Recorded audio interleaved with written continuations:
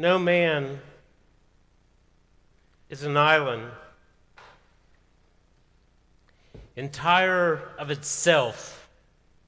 Each is a piece of the continent, part of the main.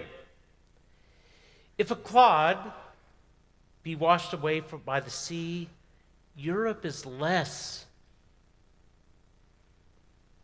Each man's death diminishes me, for I am involved in mankind.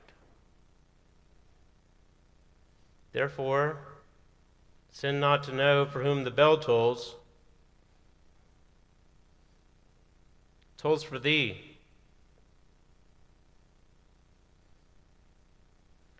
Like many young couples, about the first thing Shelley and I got when we got married was a dog.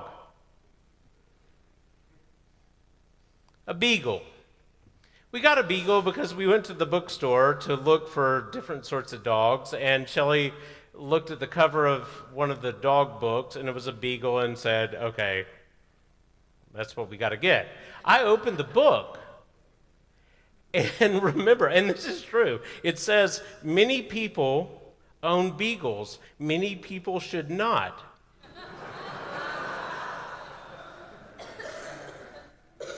Her name was Maggie, and she lived with us for 15 years. And maybe we should not. I mean, she was terrible in so many ways, and Shelley hates me saying that, but if you went to dinner at our house and you didn't push your seat up at the dinner table, Maggie would get up on the dinner table and eat everything that was left. The first thing that we got when I started my work as a priest, a few years later, was another dog, another beagle. I mean, somehow we didn't get that, shame on me twice sort of thing. Now, his name was Cecil. He was as dumb as he was smart. And they were both given to their appetites. And they would eat anything and everything. And I mean everything. They ate 2 of my wallets, bed sheets. They ate lipstick. They ate soap from Paris. They ate a starfish. I'm not kidding. None of this is... When they ate sleeping pills. And we had to figure out how to, in an emergency, make them vomit out the sleeping pills. And to this day, I was like, why don't we just let them go?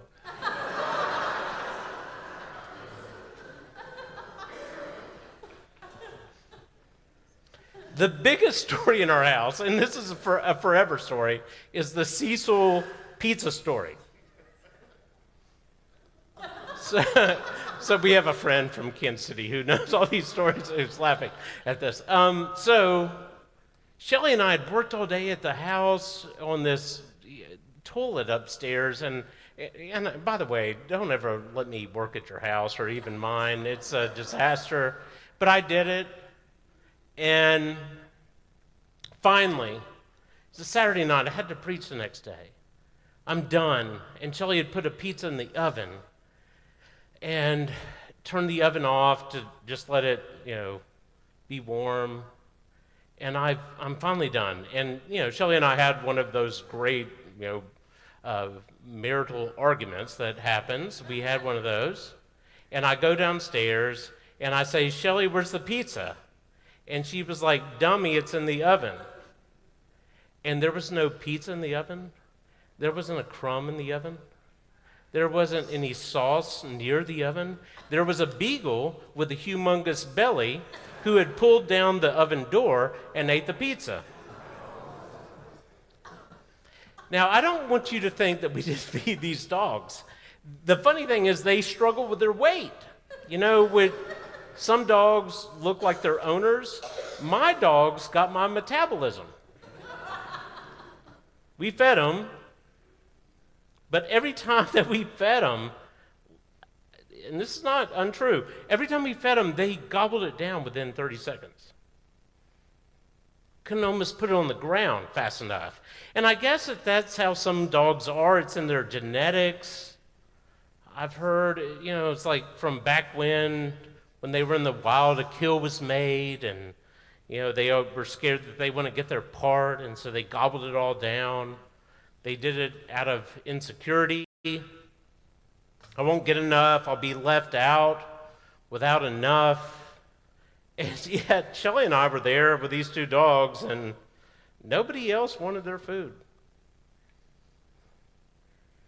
Of course, we human beings tend to think, well, we're different than animals in that way, which is really silly of us.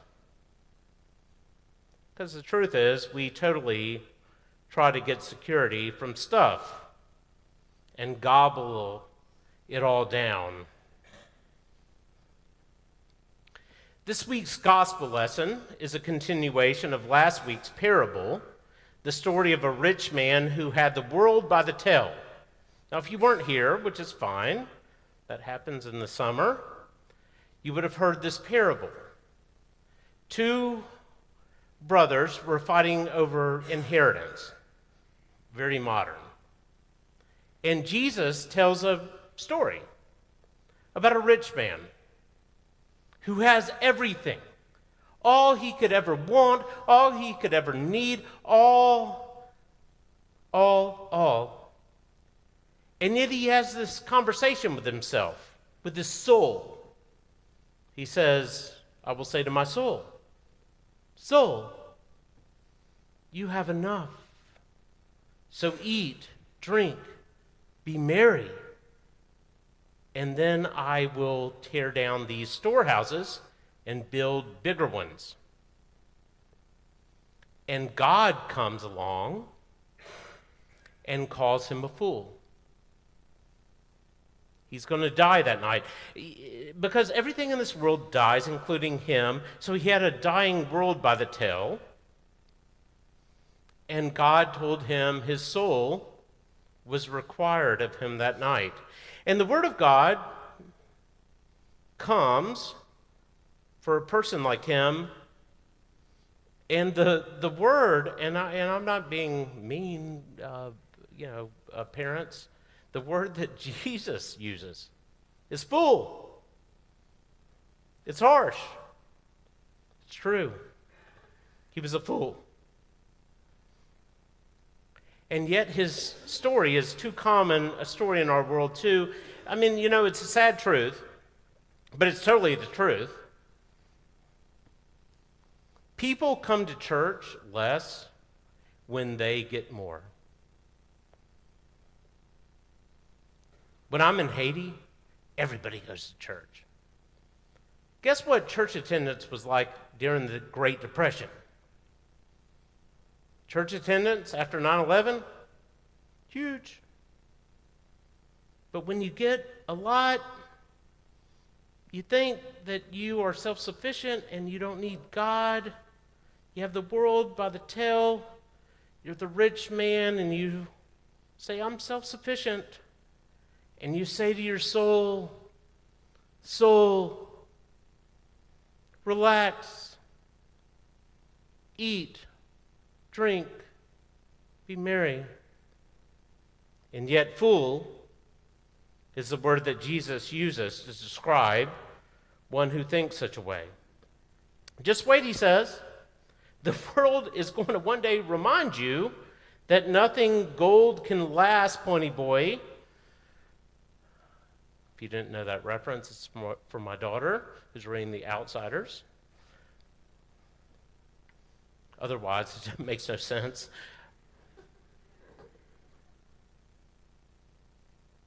Some religious fanatics are going to fly airplanes into buildings. Some guy is going to write a manifesto and walk into a Walmart or a synagogue or a high school or a church or an elementary school or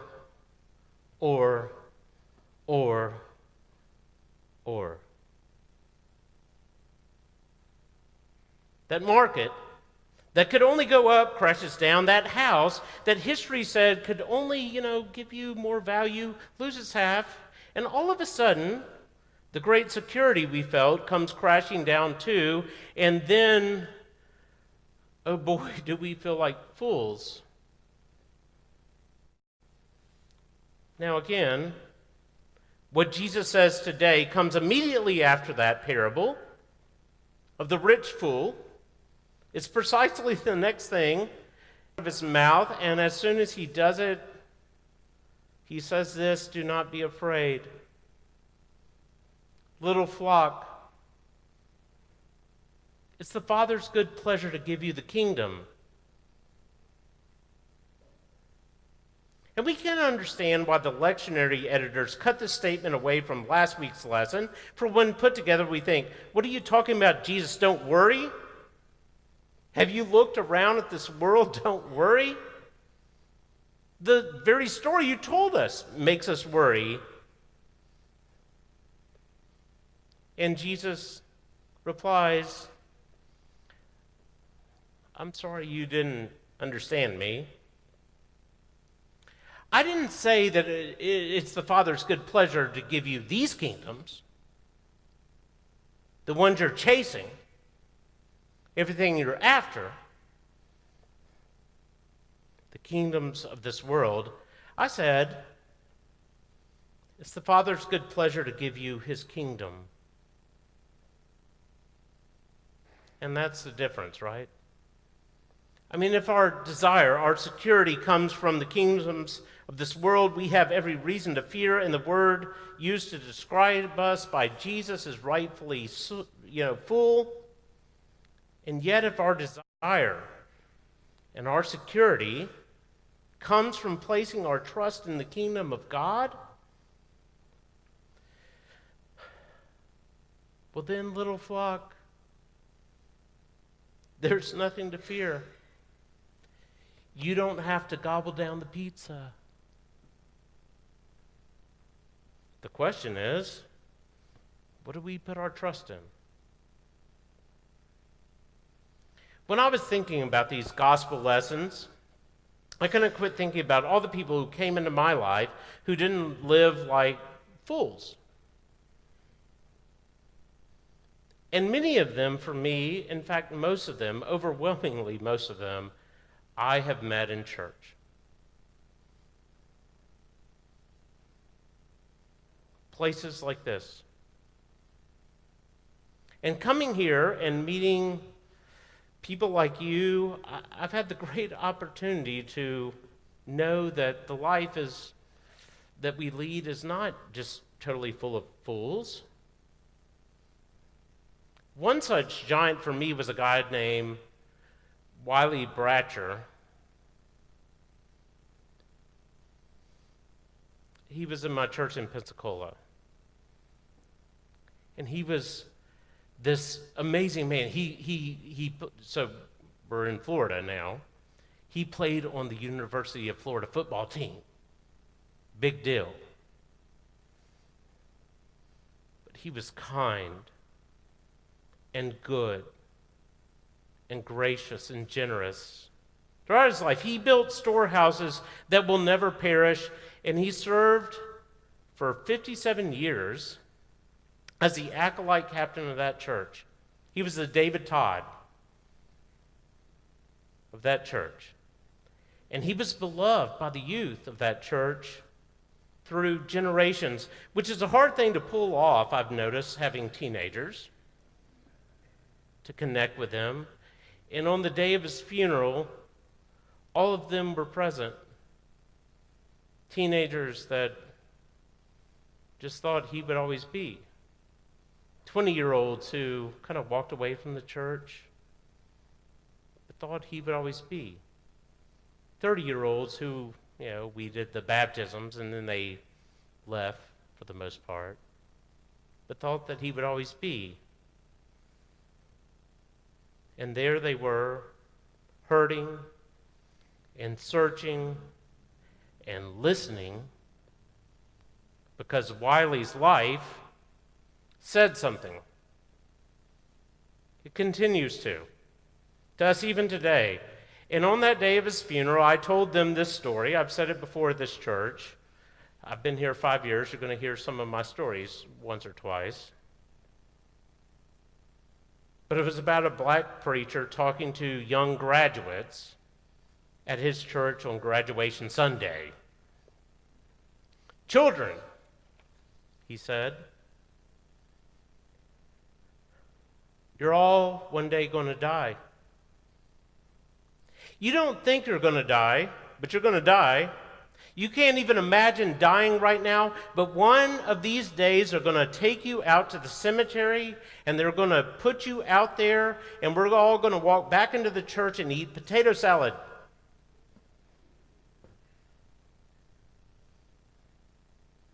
When you were born, you were the only one that cried. Everyone else was happy. The question is, when you die, will anyone else cry?" And it all depends on what you're living for. Are you only about, it's graduation, getting titles, degrees? Is that all your life is about? Are you just living a life to collect some titles? Or is it about collecting something more, like a testimony? Titles or testimonies. What are you living for? See, Pharaoh had a title, ruler of Egypt. Now that's a good title. And yet when it was all over, that's all Pharaoh had. He had a title. Moses had a testimony. And so when it's all over for you, and they lay you in your ground, in the grave, what will you have? A tombstone with a bunch of titles on it? Or would you possibly have people standing around giving testimonies about how much you meant to them and loved them and showed Jesus to them, how you cared for them, how you made a difference in their lives?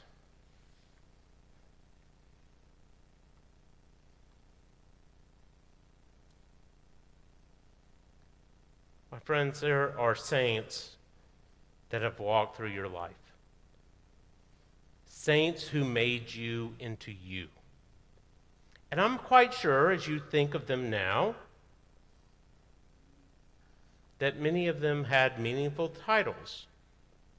And yet, when they gracefully visit your mind, it's not their titles that matter, a hill of beans, I don't think. It's the testimony of their lives that matter. And their lives, if you're listening, are still speaking. And they, I think, are saying to you, begging you to know, what are you living for today? Are we an island alone to ourselves, or like them, essential to the continent? Will our death diminish others in any way that matters? Will we leave titles or testimonies? The legacy of your life doesn't have to be some silly storehouse, an overwrought calendar, a home full of soon-to-be obsolete technology. You don't have to be a fool. You don't have to gobble down the pizza.